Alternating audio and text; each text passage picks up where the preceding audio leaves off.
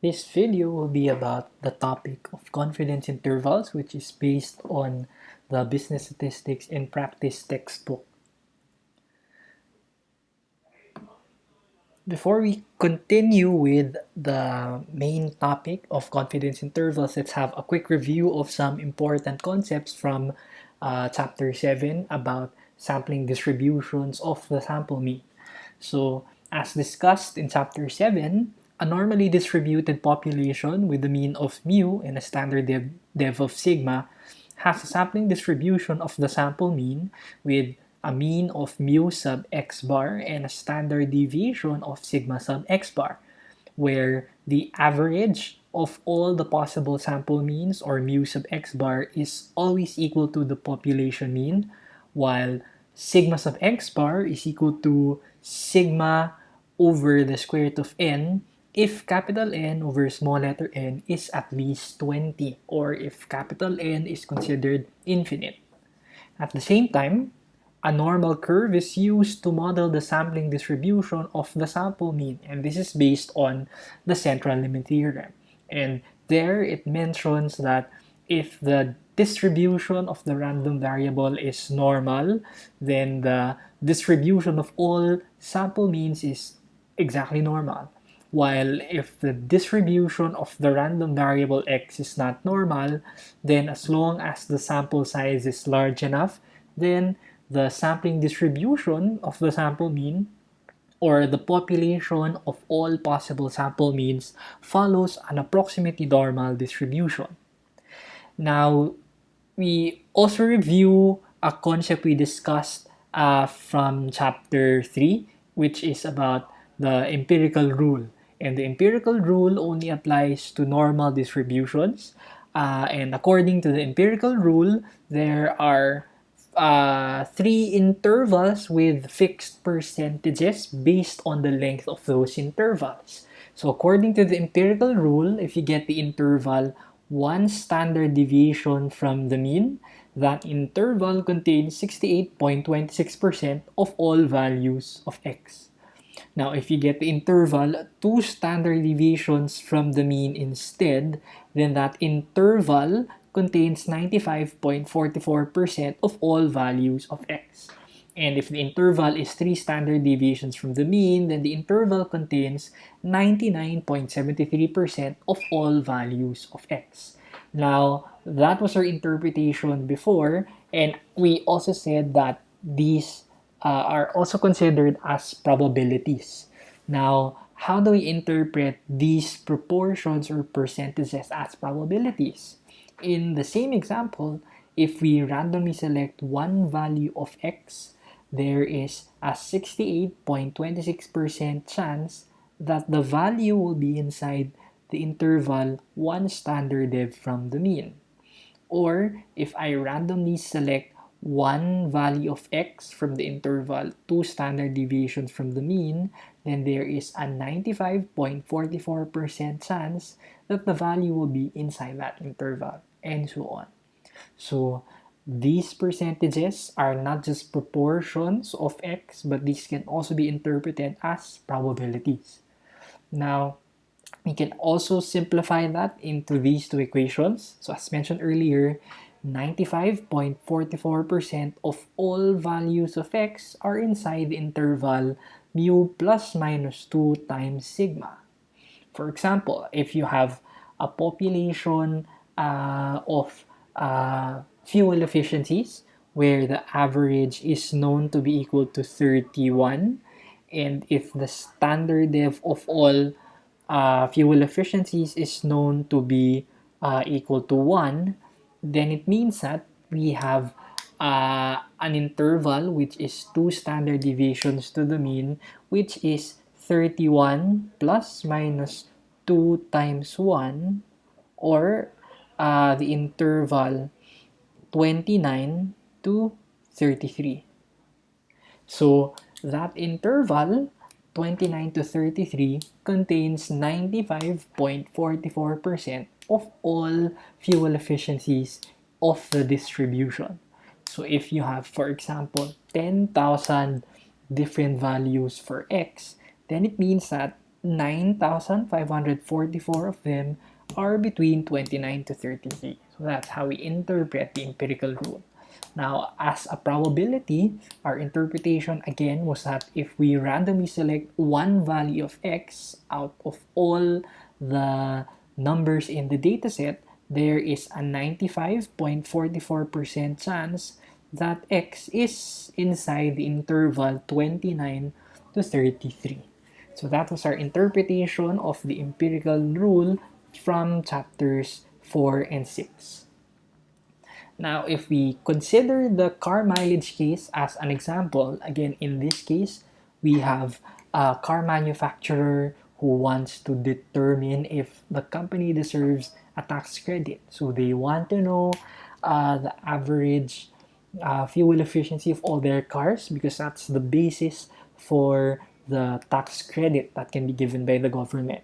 Now, instead of performing a census, they got a sample instead, and they plan to use inferential statistics to make a conclusion about all the fuel efficiencies of their cars. Now, if we assume that the population mileages follows a normal distribution, then the distribution of all sample mean mileages also follows an exactly normal distribution. And again, this is our conclusion that we made based on the concepts we discussed from chapter 7. As such, if the distribution of sample means is exactly normal, then it means that we can also apply the empirical rule to the sampling distribution of the sample mean. Now, how do we apply the empirical rule for sampling distributions? If we construct a similar interval, then we can have a similar interpretation. But again, we are now dealing with sample means instead of the random variable x. So our interpretations will be slightly different. Here, how do we interpret this interval?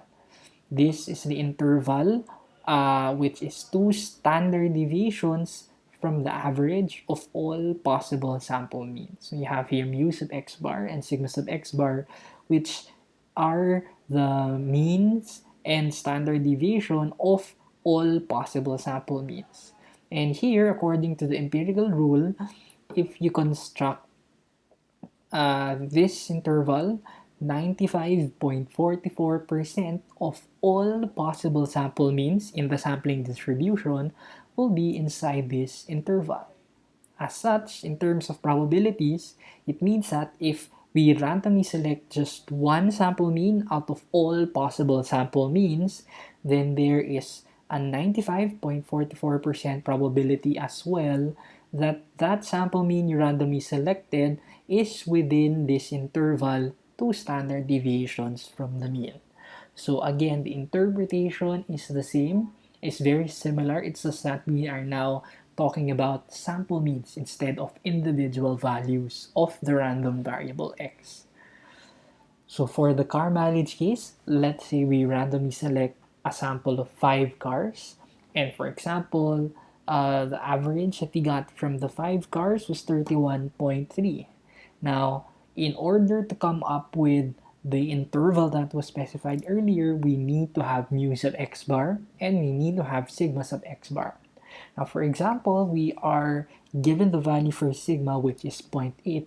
Then we can compute for the standard dev of all possible sample means using this formula. So that's sigma over the square root of n, or 0.8 over the square root of 5, or approximately 0.3578. Now, we can use this value to compute for the interval that was specified earlier. So now that we can replace sigma sub x bar with 0.3578, we only need mu sub x bar, which is also equal to mu, in order to come up with the interval specified earlier. However, the problem here is that we don't know mu sub x bar, nor we also don't know the value for mu. So if you don't have the value for mu, then how can we come up with such an interval? Now, as discussed from chapter 7, the population mean has an unbiased estimator, and the unbiased estimate of the population mean is the sample mean. So since we don't have the population mean, then we will use the sample mean instead to approximate the value for mu. Now, in this case, we will take 3 samples of 5 in order to get 3 different values for the sample mean. So we have for the first sample of 5, 31.3. We got another sample of 5, which is giving us an average of 31.7. And we got another set of 5, which gives us an average of 32.5.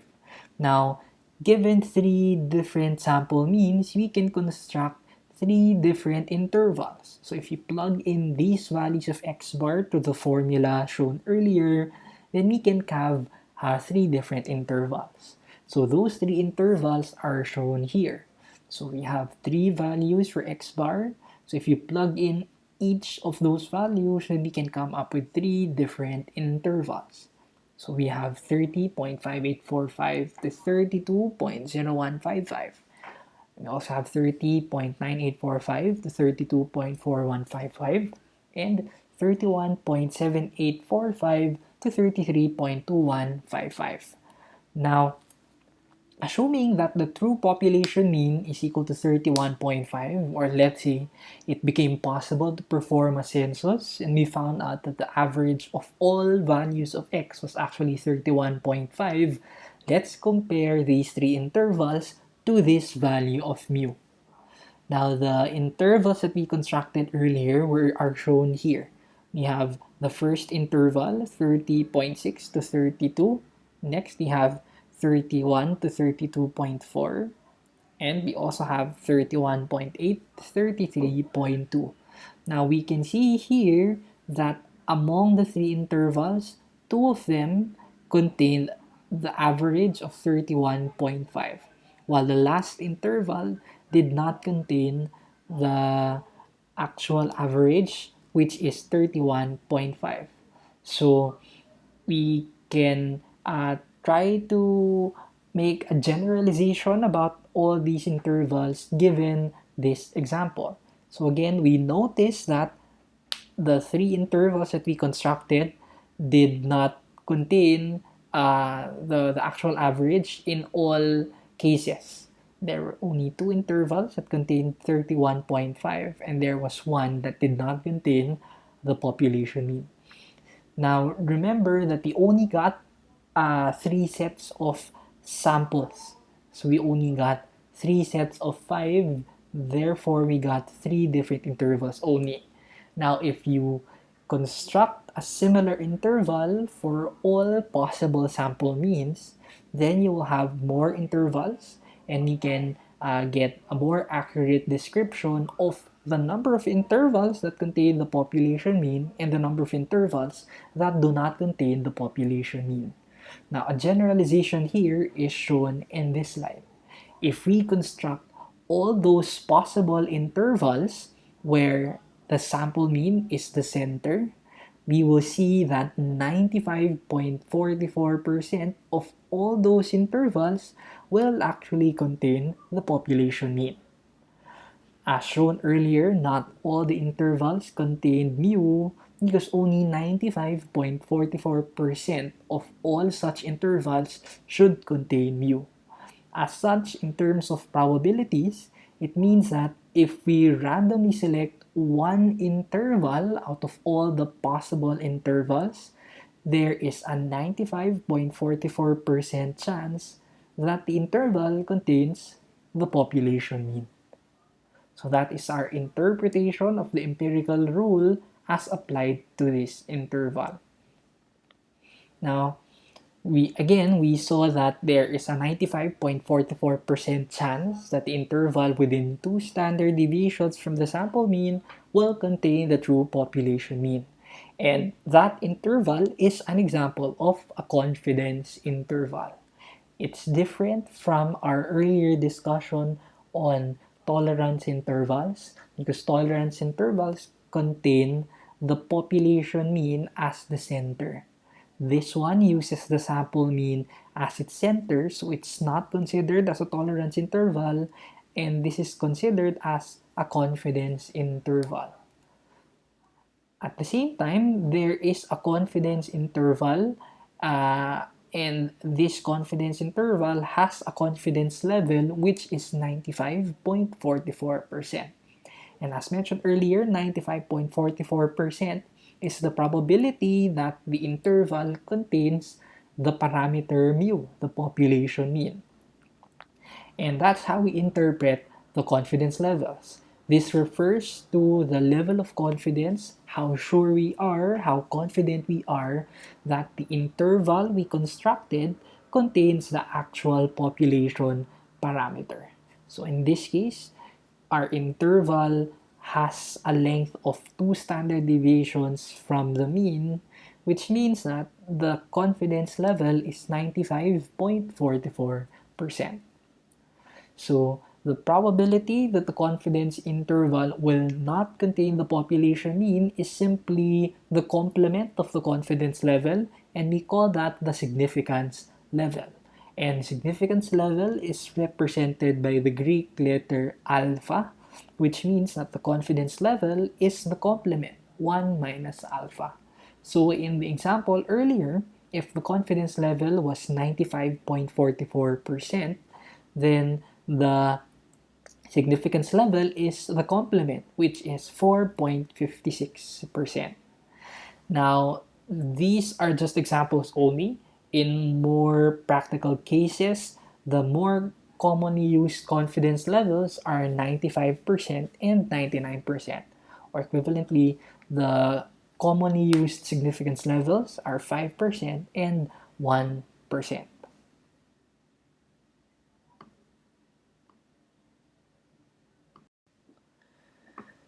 Now, the computation of confidence intervals is not really complicated. The computations involve just simple arithmetic.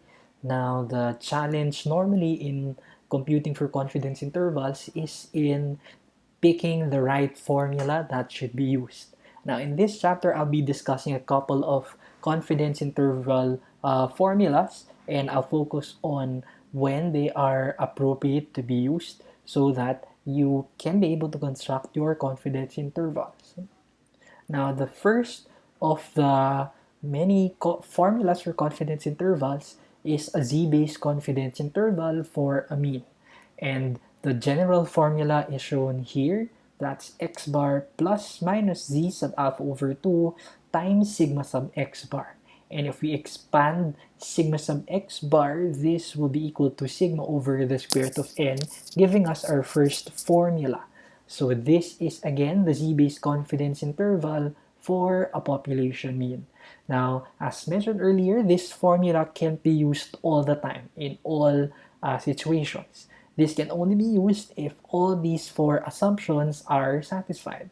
First, this formula should be used if the parameter we are trying to estimate is the population mean.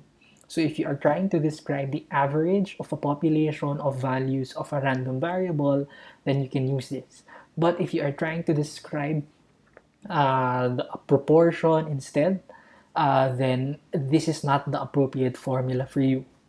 Also, since this confidence interval is based on the normal distribution, this assumes that the distribution of sample means is normally distributed as well. Or in other words, it assumes that the sampling distribution of the sample mean is exactly or approximately normal. So you have to refer to the central limit theorem again in order to verify if this is the correct formula for you. Third, since sigma sub x bar is equal to sigma over the square root of n only, and this formula does not include the finite population correction factor, it assumes that the population is infinite, or capital N over small letter n is at least 20. Finally, this formula requires the presence of sigma, or the population standard def.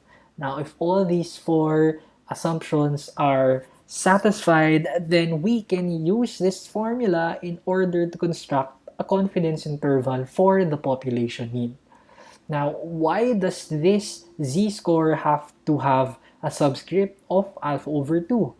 Again, remember alpha is the significance level, so for example, if the significance level is 5%, this 5% will be divided into 2, and that should be equal to 2.5%. But why does it have to be divided into 2?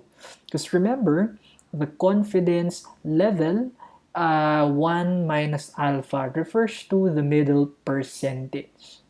Therefore, if your significance level is equal to alpha, and alpha can be found on both sides, then you have to divide alpha into 2. So you have alpha over 2 in this side, and you also have alpha over 2 on the other side, which explains why we need to look for the z-score with alpha over 2 to its left and to its right.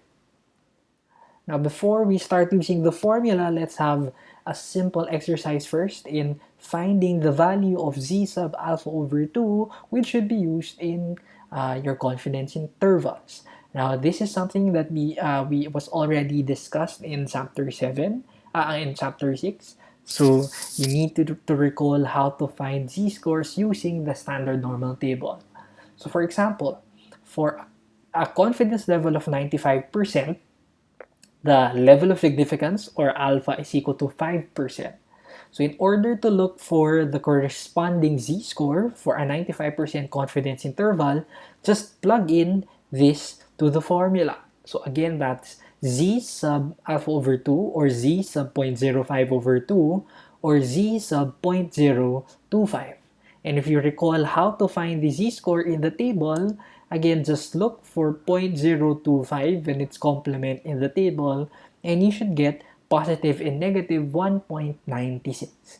Therefore, this should be the z-score that should be used in the confidence interval formula. So if you are computing for a 95% confidence interval, this should be positive and negative 1.96, and that is already incorporated by this plus minus sign. Next, for 99%, alpha will be 1%. Therefore, z sub alpha over 2 will be z sub 0.01 over 2, or z sub 0.005. And if you search for the z-score in the standard normal table, you will get positive and negative 2.575. So this should be the z-score that should be used in the 99% confidence interval. Finally, if your confidence level is 99.73%, then it means that alpha is 0.0027. So z sub alpha over 2 is z sub 0.0027 over 2, or z sub 0.00135. And if you search for this in the table, you will get plus minus 3, which is equivalent to your empirical rule, right? And again, that is the main reason why the empirical rule gives us 99.73%, because that is the proportion, or the area in the standard normal table in between 3 standard deviations from the mean. Now let's go back to the car mileage case and use confidence intervals in order to make conclusions. So again, we have an automaker, and the automaker wants to know the average fuel efficiency of all its cars in order to determine if it will get tax credit or not. Now, it got a sample of 50 with an average of 31.56, and the population standard dev is known to be 0.8. Now, let's compute for 95 and 99% confidence intervals. So, for the 95% confidence interval, again, we can use the first formula that we discussed because the 4 assumptions were satisfied. First, we are estimating the population mean in this problem, which is the average of all fuel efficiencies of all cars produced by the automaker. Next, the sampling distribution of the sample mean is approximately normal, although we don't know the distribution of the individual fuel efficiencies. The sample size is large enough. Third, capital N over small letter n is at least 20, because capital N here is assumed to be infinite. And finally, population standard dev or sigma is known, and that is equal to 0.8. Now, if you use those that in formula in computing for the 95 and 99% confidence intervals, then you will get the following. So for 95%, again, we just plug in the values to the formula. So 31.56 is the sample mean, 1.96 is the z-score for a 95% confidence interval, zero point 0.8 is sigma, and 50 is the sample size. So if you compute for that, we will get a confidence interval of 31.3383 to 31.7817 miles per gallon. Now, how do we interpret this confidence interval? Following our interpretation at the start of this chapter, we can say that we are 95% confident, or there is a 95% probability that the actual average of all the fuel efficiencies of all cars produced by the automaker is somewhere between 31.3383 to 31.7817. So we don't know the actual value of the mean, but we are 95% confident that it's somewhere inside this interval. As such, even if we don't know the population mean, we can make an interpretation about the value. And for this case, even if we don't know the value for mu, we can say that we are 95% sure or 95% confident that the automaker deserves the tax credit. Because according to the interval, these are the possible values for mu, and any value inside this interval is already greater than 31, which makes the automaker qualified for the tax credit. Now, if we compute instead for a 99% confidence interval, then we simply just have to replace the z-score with the appropriate z-score, which is 2.575. And computing for the 99% confidence interval, we will get 31.2687 to 31.8513 miles per gallon. And here we can say that we are 99% confident or 99% sure, or there is a 99% probability that the population mean or the average of all fuel efficiencies of all cars is somewhere between 31.2687 to 31.8513 miles per gallon. And similarly, we can also say that we are 99% confident that the automaker deserves the tax credit because the entire interval is greater than 31. So the interpretation is very similar to our conclusions from chapter 7, but here we have an estimate for the value for mu, and at the same time, we can attach a probability to our conclusion. Now, for the bank waiting time case, again, there is a new system that was implemented where the goal is to reduce the waiting time to less than 6 minutes.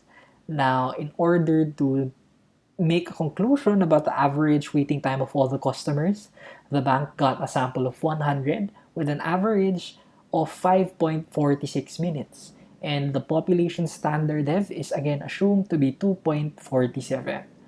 So if we compute for a 95 and 99% confidence interval in order to make conclusions, then we will get the following. So again, we just use the same formula because all the four conditions in using the first formula were satisfied.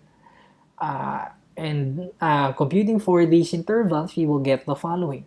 For a 95% confidence interval, we have 4.9759 to 5.9441 minutes, which means that we are 95% confident that the average waiting time of all their customers is between 4.9759 to 5.9441 minutes. As you can see here, the upper limit is less than 6 minutes, which means that we are 95% confident that the waiting time of all the customers of the bank is less than 6 minutes on average.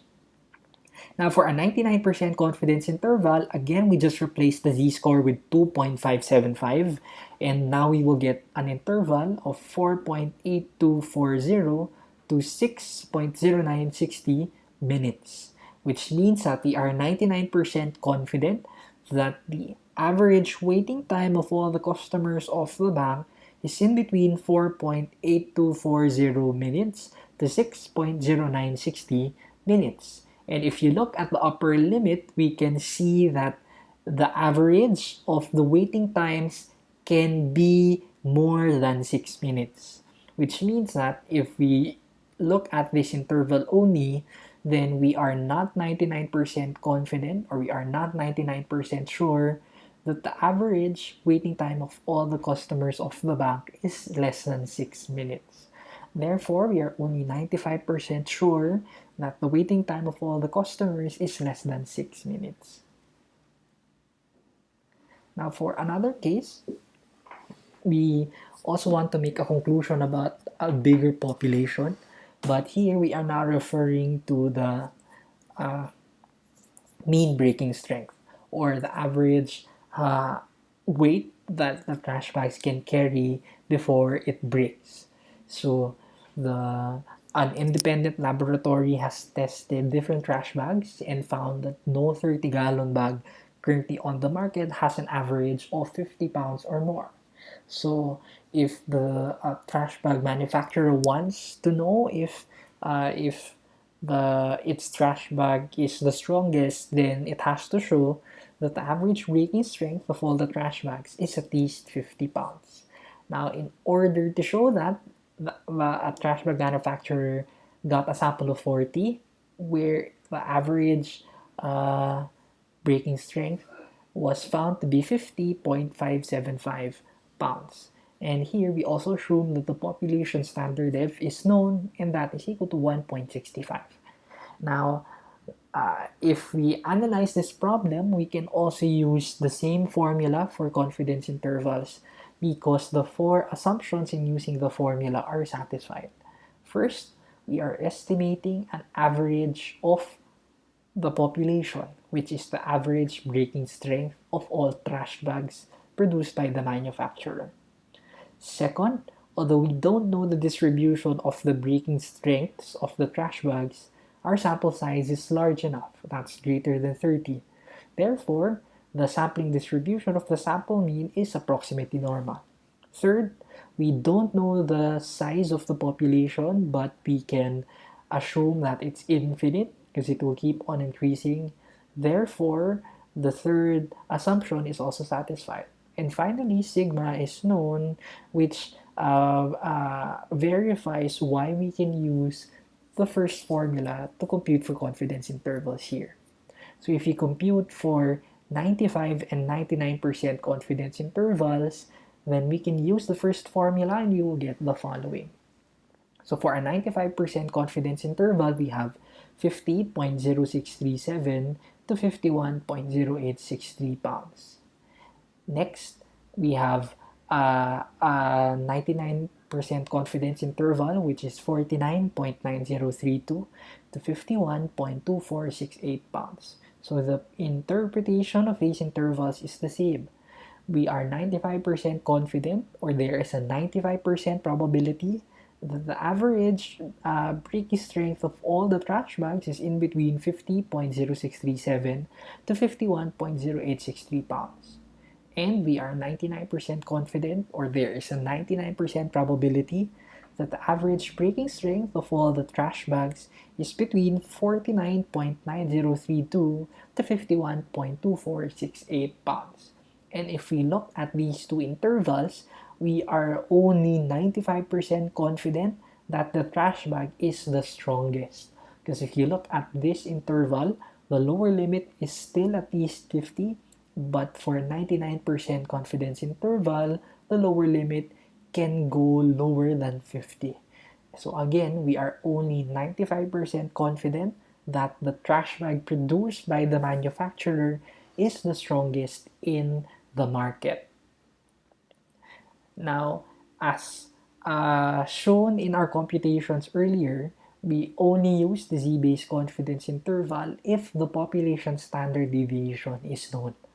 But in practice, in most cases, we don't know the population standard deviation.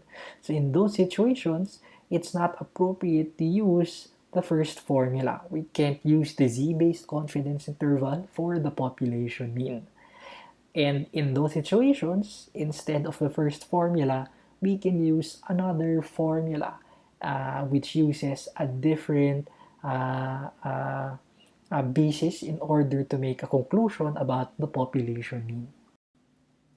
An appropriate formula in computing for confidence intervals for a mean where the population standard deviation is unknown is called the t-based confidence interval for a mean. And before I discuss the formula, I'll discuss first the t-distribution, which is the basis for this confidence interval. Now, the t-distribution is just a transformation of the sample means using the population mean as sample standard deviation and the sample size. The t-distribution is similar to the standard normal distribution. Both are symmetrical and bell-shaped. However, the t-distribution is more spread out than the standard normal distribution.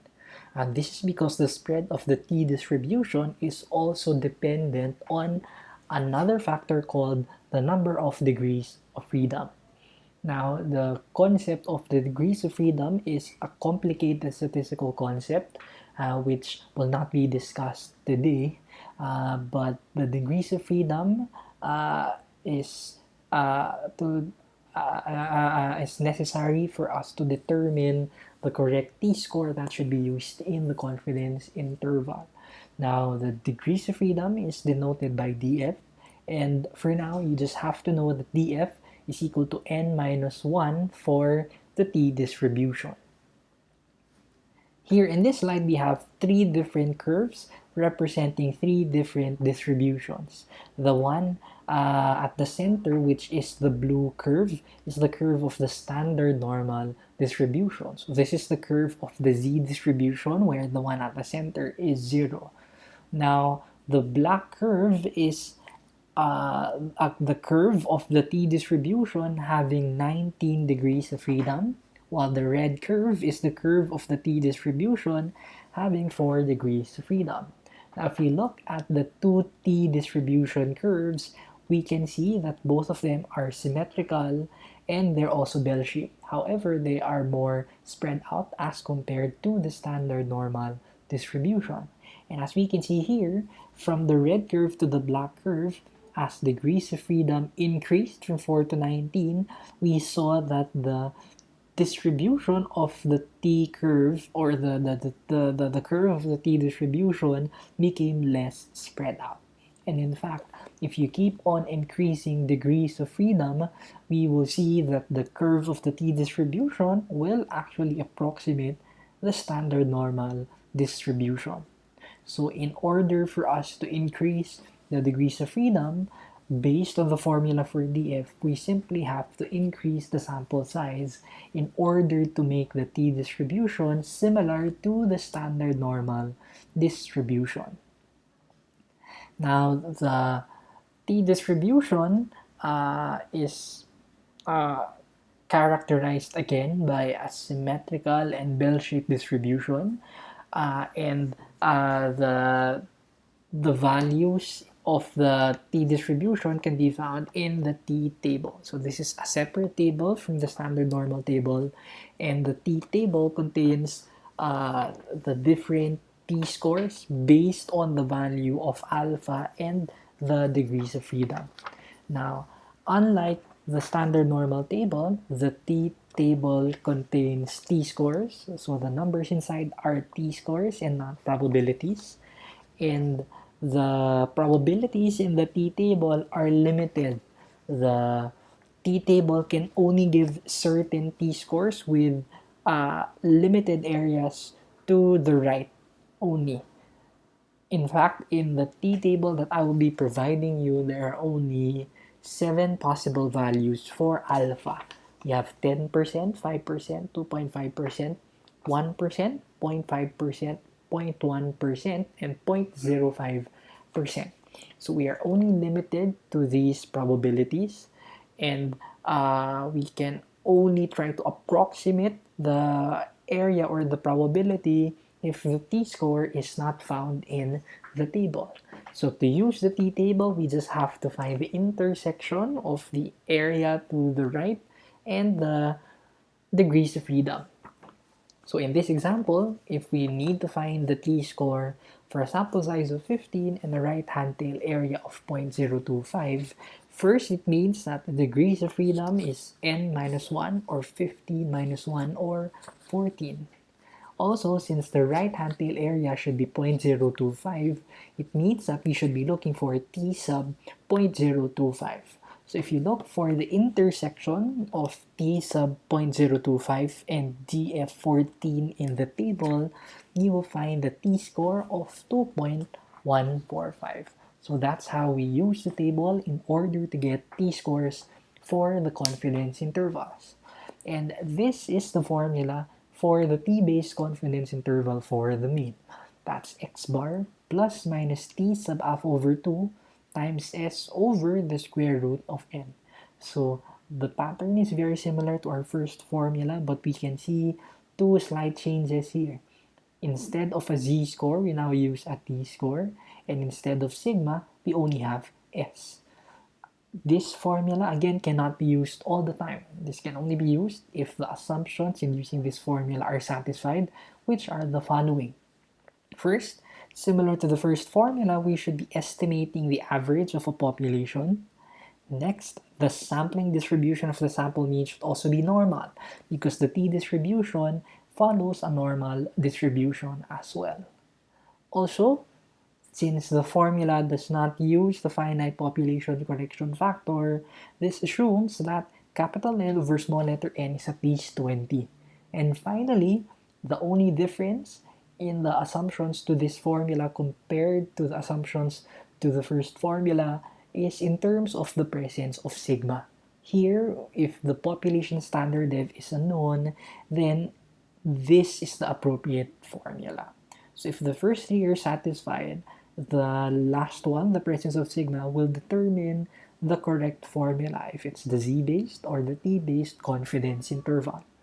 Now, similar to the z-based confidence interval, the t-score is t sub alpha over 2 because 1 minus alpha is at the center, leaving us with alpha over 2 remaining for the two other sides. Now, if we try to answer the Carpilage case using a more realistic scenario, wherein the sample is also 50 and the sample mean is 31.56, but we don't make assumptions to sigma. Here we use the standard dev from the same sample of 50, which is 0.798. So if we use the appropriate formula for this scenario, we have to use the second one, the t-based confidence interval. Because again, the first three assumptions are satisfied except for the last one. Here we don't have sigma, we only have the sample standard dev, so instead we use the t-based confidence interval. Now in using the formula, we just have to look for an appropriate t-score. Here alpha is 5%, so alpha over 2 is 0.025.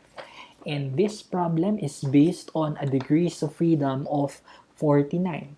That's 50 minus 1. So in order to get the correct t-score, just get the intersection of t sub 0.025 and degrees of freedom 49. And if you look for that intersection, you will find 2.010, which is the value that should be used in our 95% confidence interval.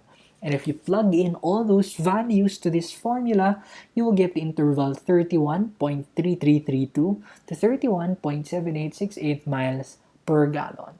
Now, the interpretation follows the same pattern. We are 95% confident, or there is a 95% probability that the average fuel efficiency of all the cars produced by the automaker is between 31.3332 to 31.7868 miles per gallon. As such, we are still 95% confident, or we are still 95% sure that the company deserves the tax credit because the entire interval, even the lower limit, is greater than 31 miles per gallon. So that's an example of the application of the t-based confidence interval for the mean. Now, in this example, it's slightly different. Instead of being asked for confidence interval, it's asking for something else. A statistician selected a sample of 16 accounts receivable and determined the mean of the sample to be 5,000 with a standard deviation of $400. She reported that the sample information indicated the mean of the population ranges from 4739.8 to 5260.2. She did not report the confidence level that was used, and based on the above information, let's determine the confidence level. Now, before we do that, let's try to understand first the given information and try to verify if the assumptions in using confidence intervals are satisfied. First, the confidence interval given here is 4739.8 and 5260.2, which is assumed to come from the sample of 16 with an average of 5,000 and a standard dev of 400.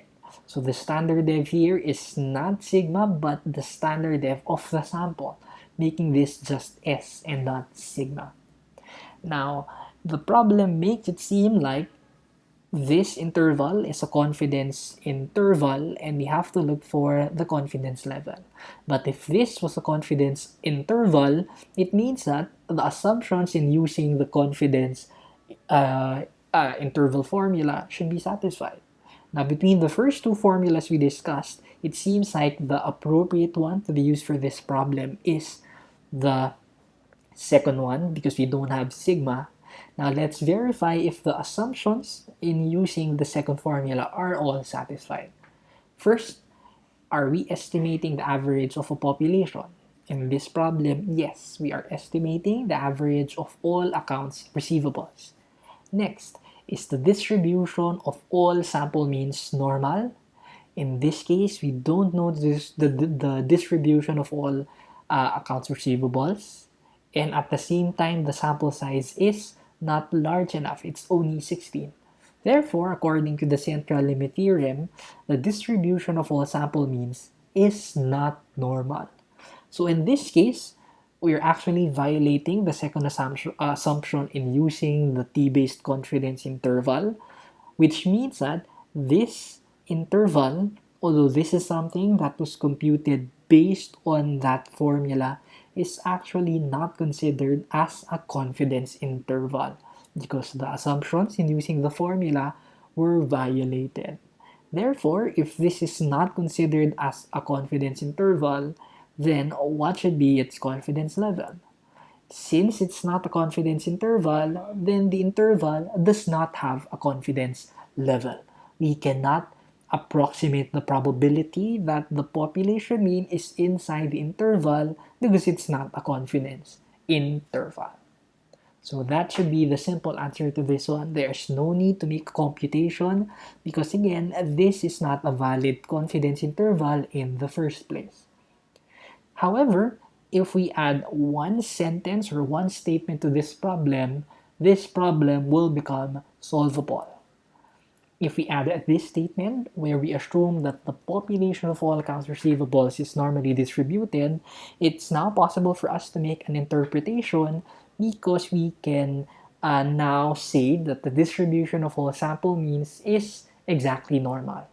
Now, how do we answer this type of problem? Since we are already given the interval and we simply just have to look for the confidence level, we can use either the lower or the upper limit in order to find the confidence level. We know that the lower limit can be computed using the formula where the sign is minus, while the upper limit will be computed if we use the formula using the plus sign. So you can pick any of these two and you should get the same answer. Now if we use the first value, the lower limit of 4739.8, this is computed using this formula. That's x bar minus t sub alpha over 2 times s over the square root of n. So again, we verify that the formula can be used because all the four assumptions are satisfied. So if we solve for the value of t sub alpha over 2, uh, uh, we, we will get the following. So simplifying this first, we will get negative 260.2. And on the other side, that's 400 over 4 or 100. So that's negative 100 times t sub alpha over 2. Now if we divide both sides by negative 100, we will get t sub alpha over 2 equal to 2.602. Now according to this equation, 2.602 is a t-score with alpha over 2 to its right. So since this equation says that 2.602 is a t-score, we just have to look for 2.602 in the t-table.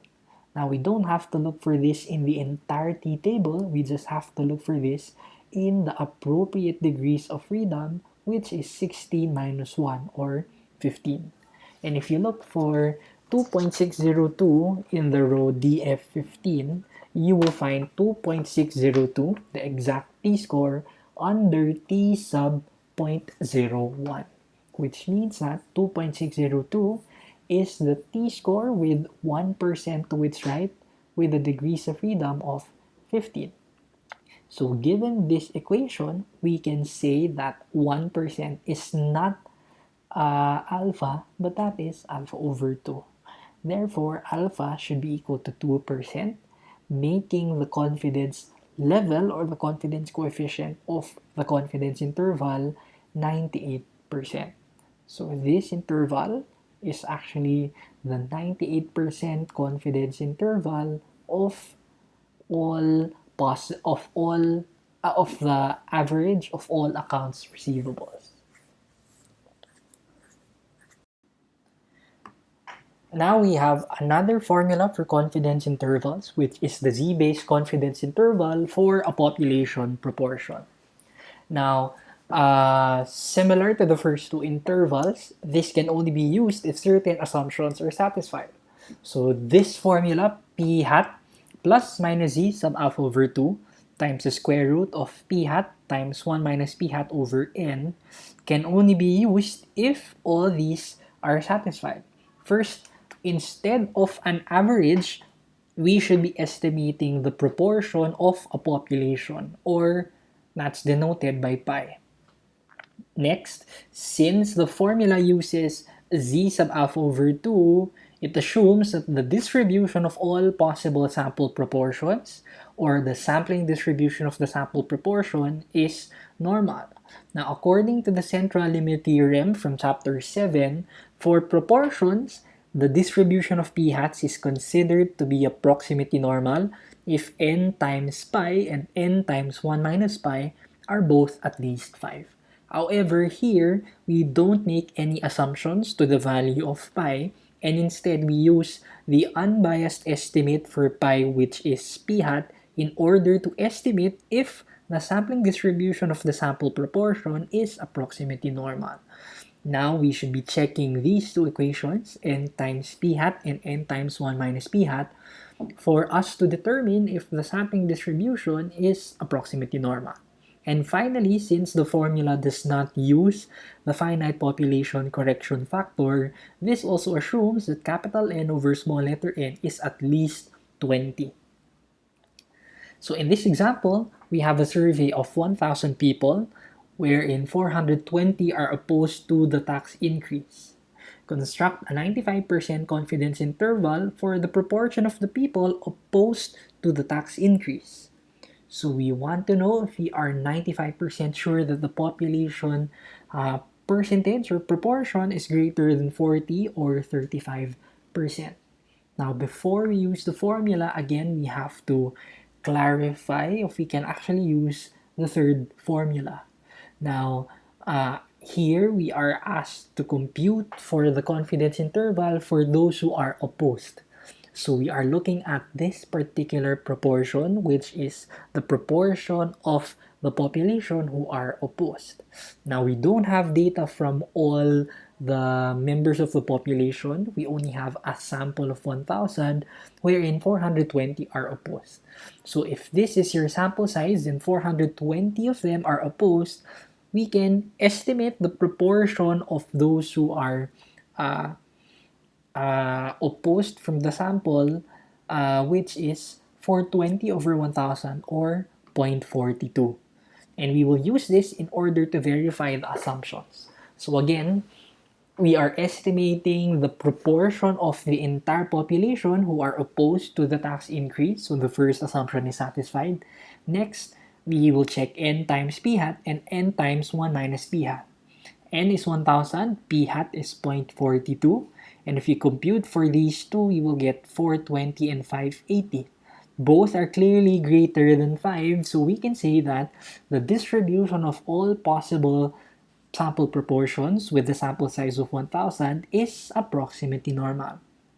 And finally, capital N over small letter n can also be assumed to be at least 20. We don't have capital N here, but we can safely assume that it's much larger than the sample size of 1000. So using the third formula, we can compute for the confidence interval by plugging in these values. So the sample proportion we will use is 0.42. Here, the z-score is 1.96 again, because remember, this is a z-score, and we've already determined that z sub alpha over 2 for a 95% confidence interval is always 1.96. Now we multiply this to the square root of 0.42 times its complement 1 minus 0.42 over the sample size of 1000, giving us a confidence interval of 38.94% to 45.06%. So to interpret this interval, we can say that we are 95% confident, or there is a 95% probability that the actual proportion of the population who are opposed to the tax increase is in between 38.94% to 45.06%. Again, we can't determine the exact population proportion unless we perform a census, but we are 95% confident that it's somewhere within this interval. As such, we are 95% confident that the population percentage or the population proportion is greater than 35%, because the lower limit is already greater than 35%, but we are not 95% confident that the proportion is greater than 40%, because 40% is inside this interval. The population proportion can be as low as 38.94%. So the computation is again very simple. We just have to be careful in identifying the correct p hat. Here we were asked to construct the proportion for those who are opposed. That's why the sample proportion is also consistent. It's the sample proportion of those who are opposed. Now there's another example here, and you can compute for this on your own. So again, in computing for this, verify the assumptions and make sure that you are using the appropriate sample proportion. Here's another formula for a confidence interval, and this one is used if certain assumptions are satisfied. First, this should also be used if you are estimating the average of a population, similar to the first and the second formulas. Next, this should be used if the sampling distribution of the sample mean is normal, because again, the formula uses z sub alpha over 2, which is based on the normal distribution. Finally, because as you can see here, the formula includes something that's very similar to the finite population correction factor, this formula assumes that capital N over small letter n is less than 20. So here we don't really need the value for sigma. In cases wherein the population is considered to be finite, then we just have to use the sample standard F instead of a sigma. While for proportions, if the population is again known to be finite, if capital N over small letter n is less than 20, then this is the formula that we should use. So it's an alternative to the confidence interval for proportions that was discussed earlier. because this formula now includes this part here. It now has a -1, and at the same time, again, that includes something that's very similar to the finite population correction factor. So this is the formula for the confidence interval that should be used if you are also estimating the population proportion. The sampling distribution of the sample proportion is normal, but the population is finite. Now we have here some other formulas that we can use in order to compute for the sample size if we have certain targets for the confidence level and for the margin of error. So we have a few formulas in computing for the sample sizes, and this is one of those formulas. This is n equal to the quantity z sub alpha over 2 times sigma over e squared, where z sub alpha over 2 is the same z-score, sigma is the population standard dev, and e is the margin of error. Now, what is the margin of error?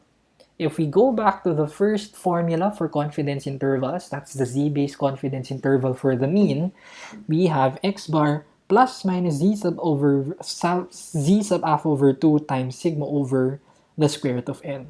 Now, this value here that is being added and subtracted to your sample mean in order to get the lower and the upper limit is known as the margin of error.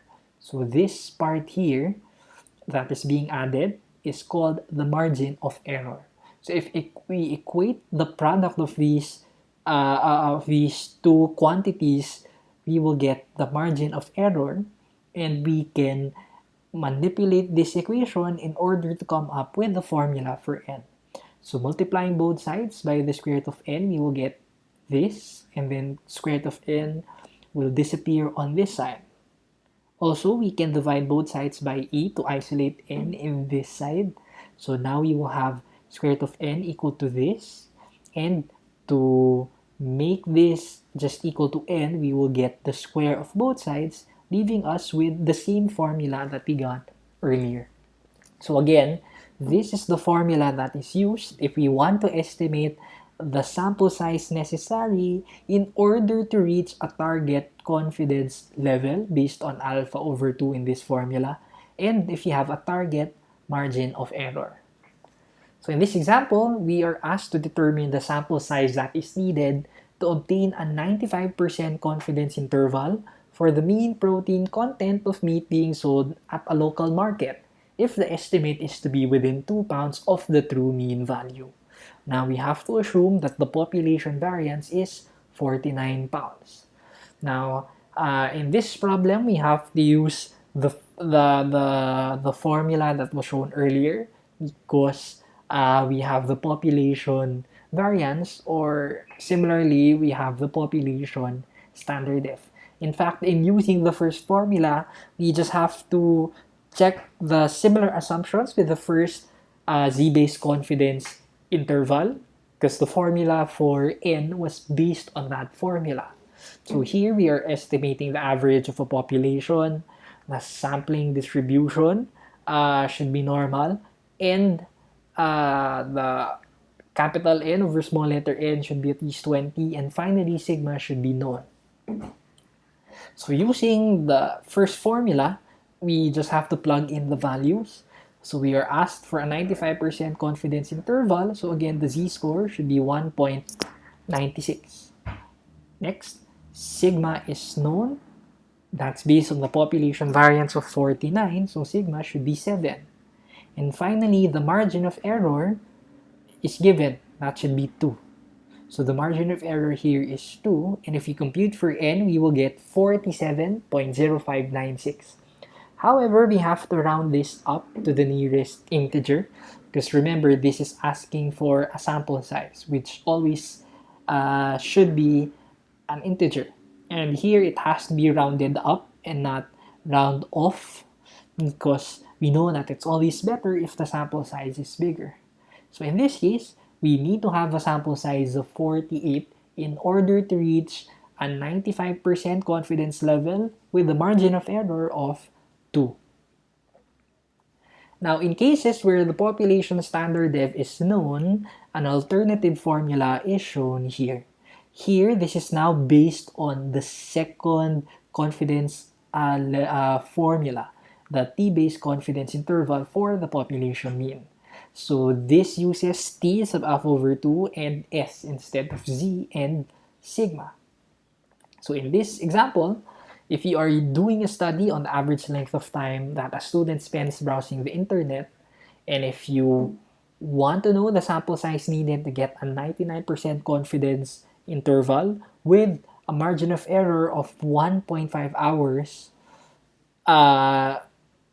we need to have a preliminary sample of 25 with a sample standard dev of 3 in order to find that sample size. Now, first, why do we need to have a preliminary sample?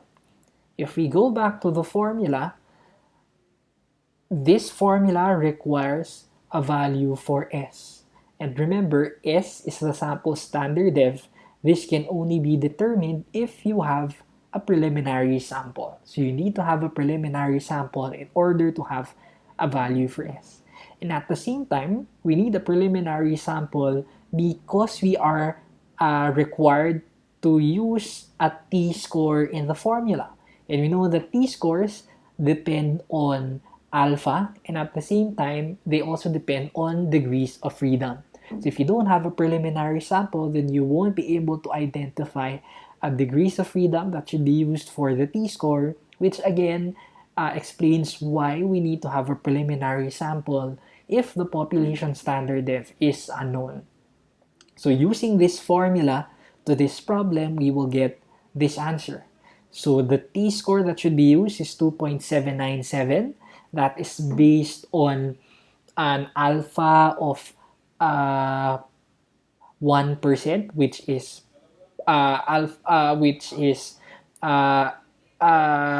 requiring us to use a t-score of t sub 0.01 over 2 or t sub 0.005 and a degrees of freedom of 24. So finding that intersection in the t-table will give you 2.797. Here, S is given, again that's 3, and the margin of error should be 1.5. So computing for n, we will get 31.2928, and again this has to be rounded up to the nearest integer, which is 32, which says that we need to have a sample size of 32 in order to have a 99% confidence level and a margin of error of 1.5. Now, we already have 25, which means that we only need 7 more in order to reach the target. Now, we also have a formula that computes for the sample size for proportion problems. So if you are constructing a confidence interval for a proportion given a target margin of error and a target confidence level, this is the formula that should be used. And this formula was based on the z-based confidence interval for the population proportion. So this is pi times 1 minus pi times the quantity z sub f over 2 over e squared. Now, this is a bit tricky because the formula uses pi and not p hat. So here, we have to determine the best formula that should be used for pi before we start computing for the confidence, for the sample size. Now, how do we determine the value of pi that should be used? It depends on the presence of a confidence interval. If the problem provides a confidence interval, then we simply pick the number in the confidence interval that is closest to 0.5. So if you have an interval which is 0.4 to 0.45, we will use 0.45 because that is the number inside the interval that is closest to 50%. Or if you have an interval which is 40% to 60%, we will use 50% because that is the number inside the interval closest to 50%. So the value of pi again depends on the value in the confidence interval that is closest to 50%. However, if the problem does not provide any confidence interval, if there is no prior information on pi, you will use 0.5 instead, because the maximum value for pi times 1 minus pi is achieved only if pi is equal to 0.5. So we want to overestimate this part here in the formula so that we will get a higher n. So in this example, we need to estimate the proportion of all patients who would experience a side effect. The target margin of error is 2% with a level of confidence of 95%. The problem provides us a confidence level of 95, confidence interval of 12.2% to 22.8%. So given this information, the sample size again should be computed using this formula. Because again, the assumptions in using the z-based confidence interval for the population proportion are satisfied. So using the formula, here we should be using 0.228 because inside this interval, the closest to 50% is 22.8%. So we use 22.8% to the formula. And then we multiply that to its complement. And you multiply that to 1.96 over 0.02 squared. And this is 1.96 because again, that's z sub alpha over 2 and we need to have a confidence level of 95%. And the margin of error is 2%. That's why that is at the denominator. So if you compute for n, you will get 1690.4577. Rounding it up, you will get 1691. So in this problem, we need to get a sample size of 1691 in order to reach a 95% confidence level and a margin of error of 2% when constructing a confidence interval. Now, if the problem did not provide this confidence interval, again, what should be used instead is 0.5. So this should be 0.5 times 0.5 times the same quantity. So that should be a more appropriate formula if, again, a confidence interval was not provided. Now, let me give you an example of that explains some of these concepts in practice. So here's an article from Rappler.com about the prediction or the prediction or the election survey prior to the elections last year. So this is about the VP race for Marcos and Robredo, who were virtually in a tie according to SWS survey. Now, why are these two considered to be virtually tied? According to the article, 29% was the proportion from the sample of 4,500 who picked Marcos and 28% picked Robredo. We can see here that 29% is definitely greater than 28% of Robredo, but the two are still considered to be statistically tied. Why are they considered statistically tied? Because we know that these two proportions were only based on a sample of 4,500. And as such, this is not definite. These are not the population proportions. And in order to estimate the population proportions, we can compute for confidence intervals.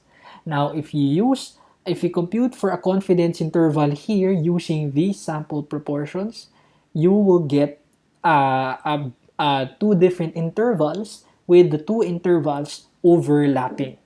According to the problem, the margin of error of the survey is 1%, meaning if you add and subtract 1% to these two proportions, you will get their respective confidence intervals.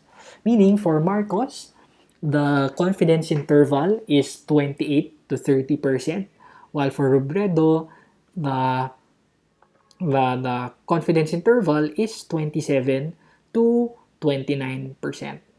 Now, since these two confidence intervals are overlapping, we can say that there is a statistical tie. So again, the possible proportion for 28 for Robredo can be 29%, and then for Marcos it can be as low as 28%. So in that case, Robredo wins. Now, it's also possible for the proportion for Marcos to be 30% and for Robredo's proportion to be 27%. And in that situation, Marcos wins. But again, here we can't make a definite conclusion yet because their intervals are overlapping, which means that the two are statistically tied. Now, for the other candidates, we have their proportions. We have 15% for Cheese Escudero and 13% for Alan Peter Cayetano. And here we can also say that these two are considered to be statistically tied. For Escudero, the interval is 14 to 16, while for Alan Peter Cayetano, that's from 12 to 14, which means that these two confidence intervals can overlap at 14%. So there is no clear winner between these two. But once you compare Marcos and Cis Escudero, whose proportions are 29 and 15% respectively, when you compute for their respective confidence intervals, they are not overlapping, which says that the proportion for Marcos is definitely bigger than the proportion for Escudero. Now the question is, how was the margin of error of 1% determined? The article does not mention the confidence level, but this survey was based on a confidence level of 95%. So if we compute for the margin of error in this formula, again, the margin of error is the value that is being added and subtracted to the sample proportion, and in this case, that's z sub alpha over 2 times this value.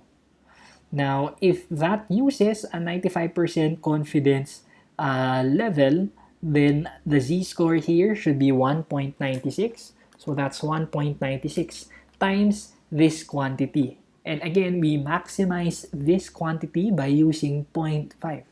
So that's 1.96 times the square root of 0.5 times 0.5 over the sample size of the study, which is 4,500, giving us margin of error of 1.46%, which is roughly 1% according to the study.